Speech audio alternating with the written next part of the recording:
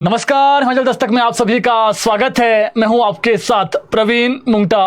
पूरा दिन हिमाचल प्रदेश में क्या कुछ खास रहा है, सभी बड़ी रिलेटेड अपडेट्स हम जुड़ चुके हैं और आज की सबसे बड़ी जो खबर है वो पेंडिंग रिजल्ट्स को लेकर के हैं कि हिमाचल प्रदेश में जो पेंडिंग रिजल्ट एक बड़ा मुद्दा भी कह सकते हैं आप इसको, इस पर आज हमने अपडेट लिया है कि कब रिजल्ट आएगा आपको बताएंगे। 903 पोस्ट कोड और 939 का जो पोस्ट कोड है इनका रिजल्ट कब आ रहा है। दूसरी बड़ी खबर, अधिकारियों को आज हाईकोर्ट से अल्टीमेटम दे दिया गया है और जो निर्णय हाईकोर्ट से आ रहे हैं उनको क्यों लागू नहीं किया जा रहा है, हाईकोर्ट ने आज क्या कहा है आपको वो भी बताएंगे। और सीएम सुक्खू ने आज सेक्रेटरीट में कई महत्वपूर्ण बैठकें ली है और इसमें बड़े फैसले लिए गए हैं, वो भी आपको बताएंगे। और 23 सितंबर को क्या होने वाला है आपको वो भी हम बताएंगे। चलिए शुरुआत करते हैं बड़ी खबर के साथ। पेंडिंग रिजल्ट पर बड़ी अपडेट, पोस्ट कोड 903 और 939 का जो रिजल्ट है वो जल्द आएगा। 939 में आपको बता दें 295 पद भरे जाने हैं और 903 में जो है वो 82 पद भरे जाने हैं। 903 जो पोस्ट कोड है उसमें 11 लोगों पर एफआईआर दर्ज की गई थी और जो 939 पोस्ट कोड है उसमें 5 लोगों पर एफआईआर दर्ज की गई थी। इसमें जो 16 लोग पेपर लीक के आरोपी थे उनमें आरोपियों की जो संख्या है इससे ज्यादा है या कम है, इसको लेकर दिक्कत हुई थी और बताया ये जा रहा था कि जो इसमें आरोपी है वो कम है, जो विजिलेंस की तरफ से बताया गया। उसके बाद फिर विजिलेंस ने जो अपना पूरा रिकॉर्ड है वो अब जो पर्सनल डिपार्टमेंट है सरकार का उसको जारी कर दिया है। ऐसे में कार्मिक विभाग ने अब सिर्फ राज्य चयन आयोग को ऑर्डर देने, जो हमारी आज बातचीत हुई है उस अनुसार जो 903 का रिजल्ट है 1 सप्ताह के भीतर निकलने की उम्मीद है। तो ये मान के चलिए जो 903 का जो पोस्ट कोड है उसमें रिजल्ट बहुत जल्द आने वाला है, जो हमारी सूचना है। और 939 का जो पोस्ट कोड है इसमें जो रिजल्ट है वो 2 सप्ताह के भीतर आएगा। सिर्फ आरोपियों को छोड़कर के जितने पद हैं उनका रिजल्ट जल्द निकलने वाला है। आज हमने जो फीडबैक लिया राज्य चयन आयोग से वही हम आपको बता रहे हैं। दूसरी बड़ी खबर, हिमाचल प्रदेश सचिवालय कर्मचारियों का जो जनरल हाउस है, हालांकि वो आज तो टल गया, इनका जो सबसे बड़ा मुद्दा था वो डीए एरियर को लेकर के था कि डीए जो एरियर है जो इनको आज थी, कर्मचारियों को भी आज थी, पेंशनरों को भी आज थी कि 15 अगस्त को मिलेगा, लेकिन जब नहीं मिला उसके बाद जो सचिवालय कर्मचारी उन्होंने मोर्चा खोल दिया था।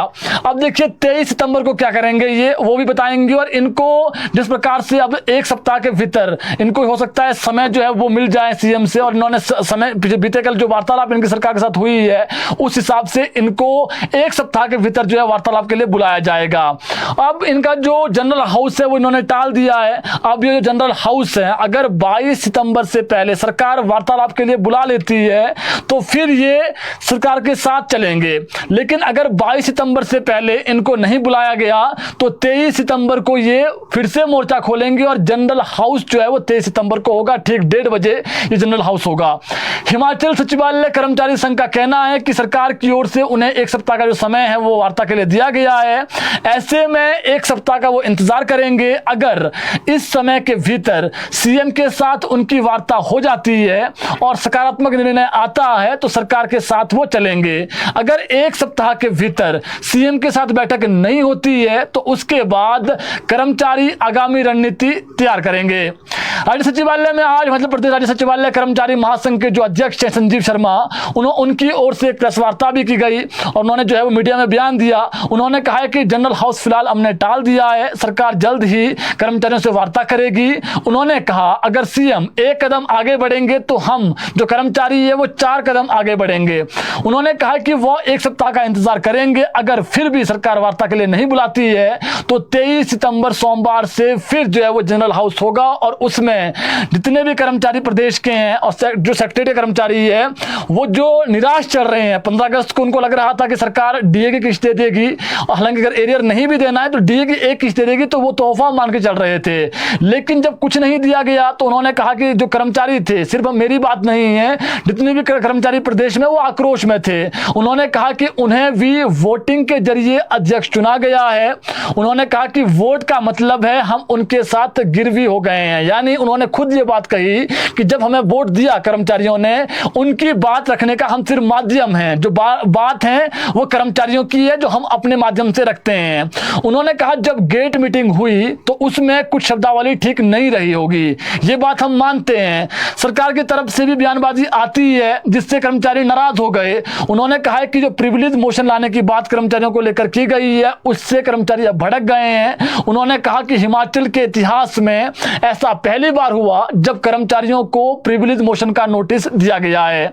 उन्होंने कहा अगर सरकार वार्ता के लिए नहीं बुलाती है तो सभी संगठन साथ हो जाएंगे और जनरल हाउस में सभी एक साथ होंगे। उन्होंने साफ ये शब्दों में कहा कि हम डरने वाले नहीं हैं और सरकार अगर हमें वार्ता के लिए बुलाती है, हमारी बात सुनती है, हम हर बात सुनने को तैयार हैं। सरकार अगर ये कह रही है कि हम जो है वो फाइनेंशियली उतने स्ट्रांग अभी नहीं है, दिक्कत है, 6 महीने जो है आगे दिया जाएगा, हमें एक बार सरकार वार्ता के लिए बुलाएं। अगर हमें उनकी बात जेन्युइन लगी तो हम उसके लिए उस पर आगे विचार करेंगे।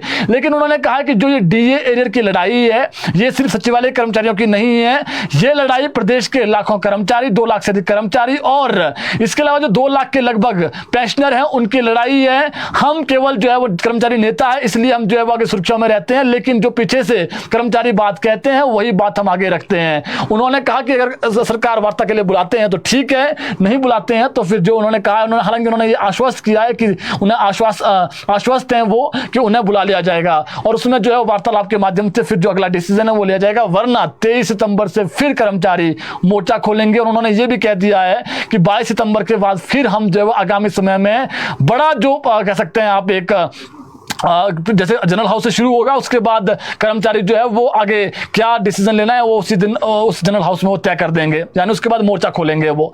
इसके अलावा सीएम सुखविंदर सिंह सुक्खू ने आज कई कड़े फैसले लिए हैं, बड़े फैसले लिए हैं और सबसे महत्वपूर्ण जो फैसला है वो मिड डे मील वर्कर्स को लेकर के हैं। जहां पर स्कूल बंद हो गए हैं वहां पर यह लग रहा था कि जो मिड डे मील वर्कर्स हैं उनकी जॉब खत्म हो गई।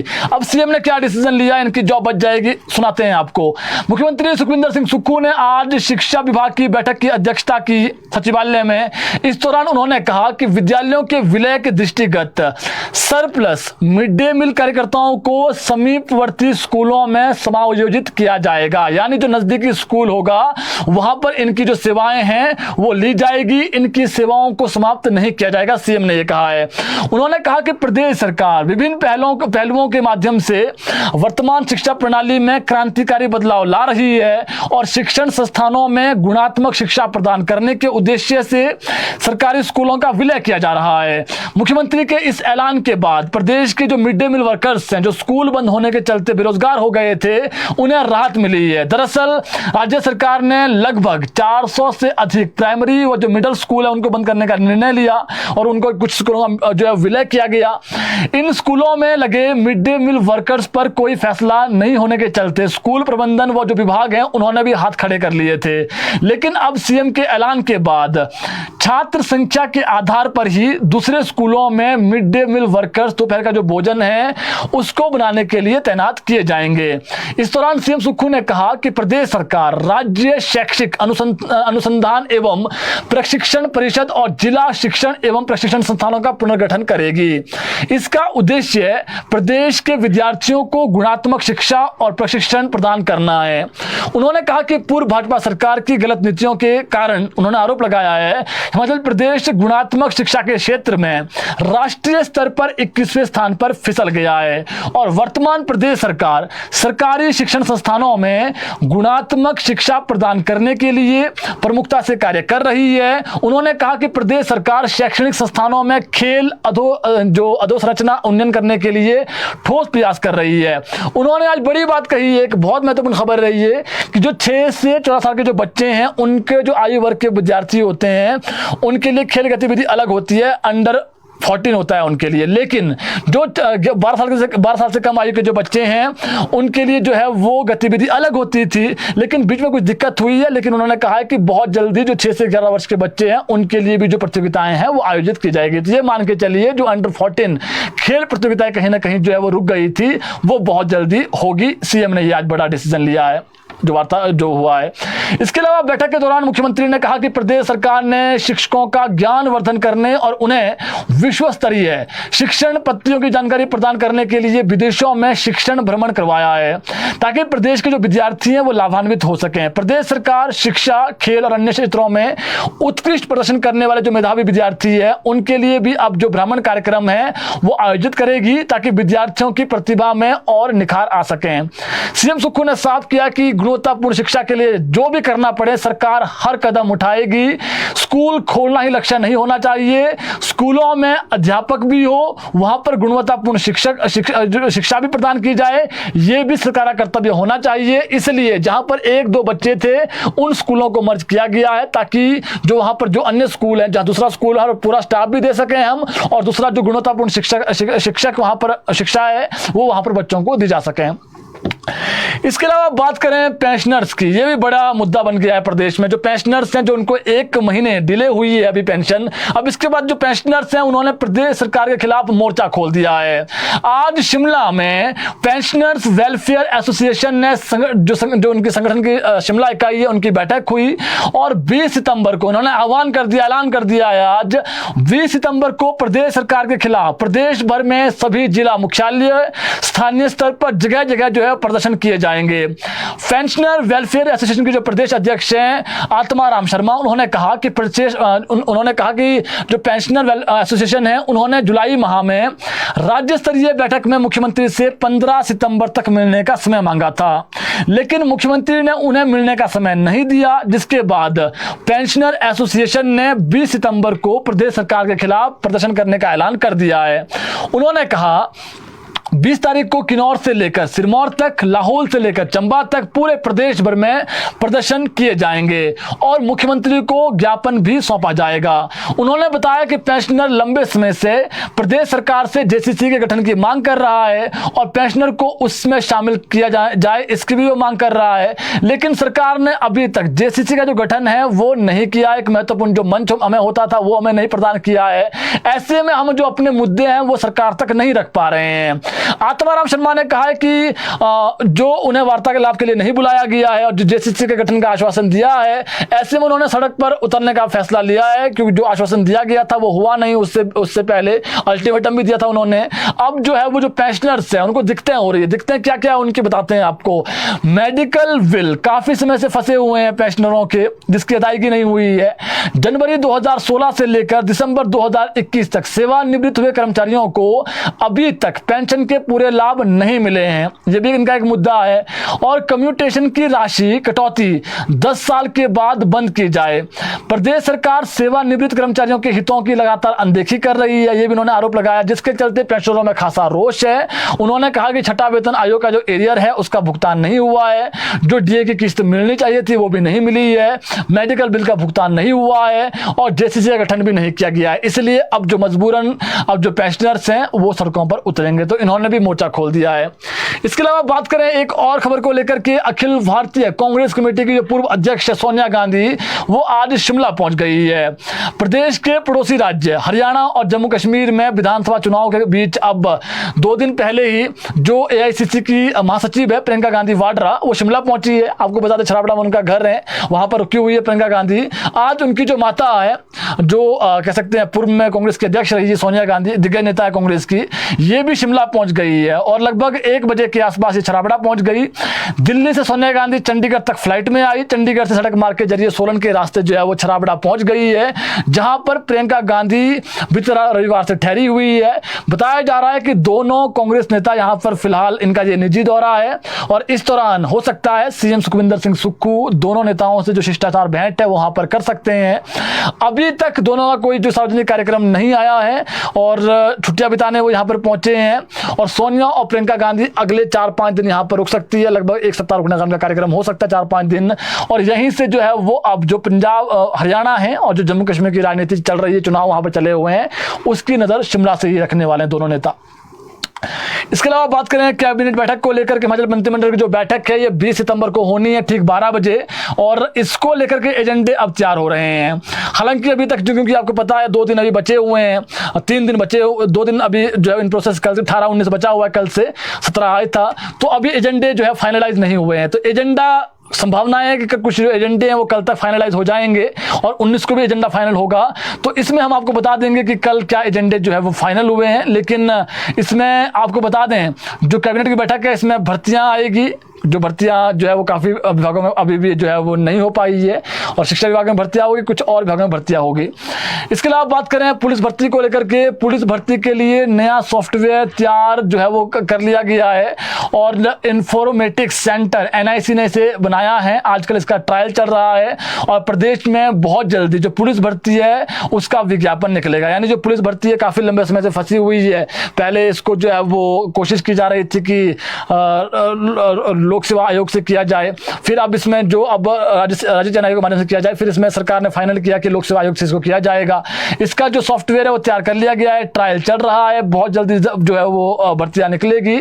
और इस बार आपको बता दें पुलिस भर्ती में इस बार डोप टेस्ट भी होगा, ताकि ये पता चल सके कि कोई जो व्यक्ति है, कोई जो युवा है वो ड्रग्स लेकर तो जो है वहाँ पर चाहे वो ग्राउंड में तो नहीं पहुंचा है, तो इसमें डोप टेस्ट भी होगा। और इस बार थोड़ा सा जो छूट है वो ये है कि हाइट में भी जो है वो माफी चाहूंगा जो उम्र है उसमें जो है वो छूट दी गई है, और इस बार हाइट के नंबर भी बढ़ाए गए हैं। बहुत सारी चीजें हमने आपको पहले ही बता दी है। 1226 पदों पर भर्तियां होनी है, जिसमें 870 कांस्टेबल के पद हैं, और पुरुष 292 महिला कांस्टेबल हैं, और 57 जो है वो ड्राइवर हैं। महिलाओं के लिए 30% कोटा भी रहेगा इस बार, और आयु सीमा का हमने छूट बता दी है कि ये छूट रहने वाली है। इसके अलावा बात करें एक और खबर को लेकर के, IGMC में 9 साल के बच्चे की सांप के काटने से मौत हो गई है। काफी दुखदायी खबर रहे। 9 साल का हर्षित सोलन के सायरी में रहता था। आज सुबह 4 बजे तक वो अपने घर में बेड पर सोया हुआ था, तभी एक सांप ने उसे डस दिया। जब हर्षित ने जोर से आवाज लगाई तो उसके परिजन वहां पर पहुंचे और उसको अस्पताल ले जाया गया। सायरी जो PHC अस्पताल वहां पर पहुंचाया गया, लेकिन वहां से उसको रेफर कर दिया गया IGMC। लेकिन IGMC अस्पताल पहुंचने से पहले ही जो बच्चा है उसकी मौत हो चुकी थी। स्वास्थ्य विभाग के जो निदेशक हैं, स्वास्थ्य विभाग के डॉक्टर गोपाल बैरी, उन्होंने बताया कि प्रदेश में सर्पदंश के जो मामले हैं वो लगातार बढ़ते हैं बरसात के मौसम में, और IGMC और जो टाटा मेडिकल कॉलेज है उसमें काफी मामले आ रहे हैं। सांपों का सबसे अधिक जो प्रकोप है वो कांगड़ा में रहता है, और स्नेक बाइट से सबसे ज्यादा जो मामले हैं जो अभी आ रहे हैं सामने, वो 108 एम्बुलेंस है उसके माध्यम से ही जो है वो अस्पताल तक पहुंचाए जाते हैं मरीज। और पिछले अगर देखेंगे आप 5 सालों में 108 एम्बुलेंस के तहत करीब 2000 स्नेक बाइट के शिकार लोगों को अस्पताल पहुंचाया गया है। अगर इन लोगों को समय रहते अस्पताल न पहुंचाया होता तो इनकी भी मौत हो सकती थी। एंटी स्नेक जो वेनम है, सर्पदंश के लिए जो कह सकते हैं आप इंजेक्शन है, इसको अब जल्द से जल्द कोशिश की जाएगी कि इसको PHC तक पहुंचाया जाए। हर अस्पतालों में ये वेनम हो, जो इंजेक्शन है ये हर जगह हो। लेकिन प्रदेश में लगातार जो सर्पदंश के मामले हैं वो बढ़ रहे हैं, और इसको लेकर के जो विधानसभा का सत्र हुआ था उसमें काफी चिंता जाहिर की गई थी। और वहां पर जो नेता है, चाहे वो कांग्रेस के हो भाजपा के नेता हो, उन्होंने आवाज उठाई थी कि जो ये वेनम वाला जो इंजेक्शन है इसको जल्द से जल्द जो है वो हर जगह पहुंचाया जाए, एंटी स्नेक वेनम इंजेक्शन। और अब सरकार ये कह रही है कि हम बहुत जल्दी कोशिश करेंगे कि हर जो गांव में चाहे अलग अलग जगहों पर जहां पर भी अस्पताल है, छोटा अस्पताल है, बड़ा अस्पताल है, वहां तक पहुंचाया जा इस इंजेक्शन को पहुंचाया जा सके, ताकि जैसे मान लीजिए सायरी में ये केस हुआ, IGMC आने तक बहुत देरी हो गई। कोशिश अगर सायरी में ही वहां पर इंजेक्शन होता तो हो सकता था ये बच्चा जो है बच जाता। तो ये भी एक महत्वपूर्ण अपडेट था। इसके अलावा एक बात और बताएं आपको, एक महत्वपूर्ण खबर है। प्रदेश हाईकोर्ट ने अंतिम रूप ले चुके अदालती फैसलों को लागू न करने पर सरकार के आला अधिकारियों के खिलाफ कड़ी टिप्पणी की है। कोर्ट ने कहा कि अनेकों जो मामले हैं उसमें न्यायालय द्वारा पारित आदेश अंतिम रूप ले चुके हैं। सरकार द्वारा इन्हें मालूम कर उन्हें अंजाम तक नहीं ले जाया जा रहा है। राज्य सरकार के ऐसे अधिकारियों कर्मचारियों की ढिलाई और अक्षमता के कारण जो वादाकारी होते हैं उनको परेशानियों का सामना करना पड़ रहा है। ऐसे अधिकारियों को जो अक्षमता के परिणाम स्वरूप अदालत में काम का बोझ बढ़ रहा है। जो डिसीजन हमने सुना दिए हैं उसको जमीनी स्तर पर वो जो है वो नहीं इम्प्लीमेंट हो पा रहे हैं।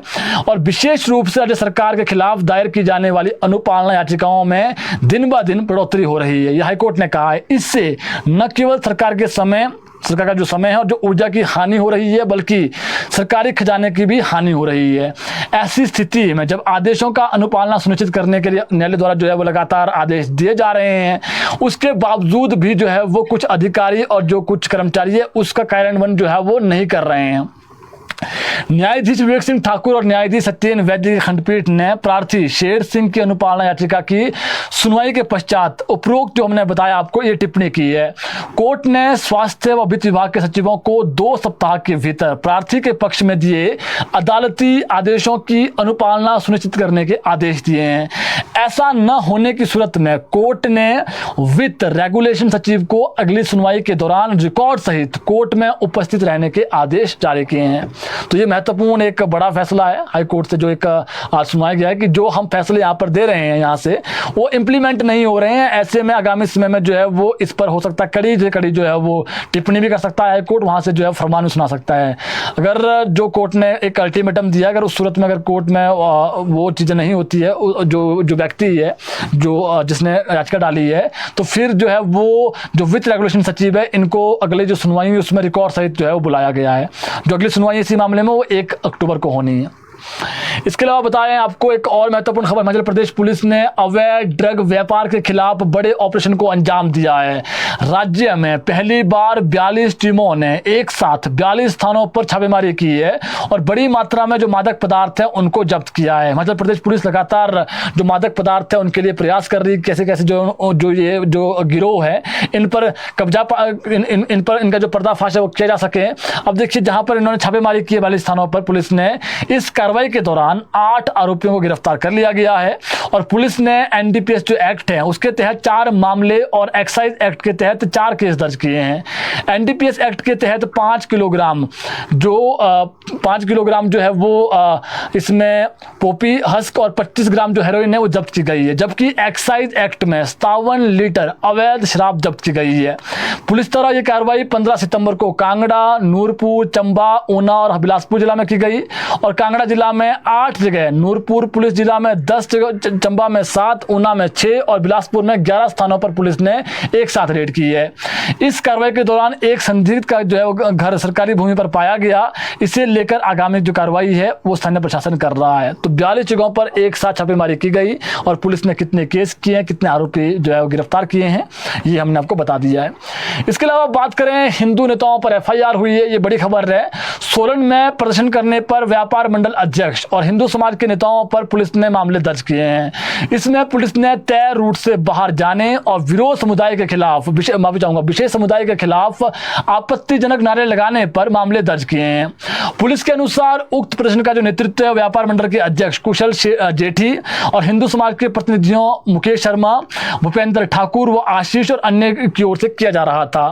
रैली का रास्ता को चिल्ड्रन पार्क से शुरू करने और जो है वो अपर बाजार होते हुए पुराना बस स्टैंड सोलन में रैली को जो है वो समाप्त करना था।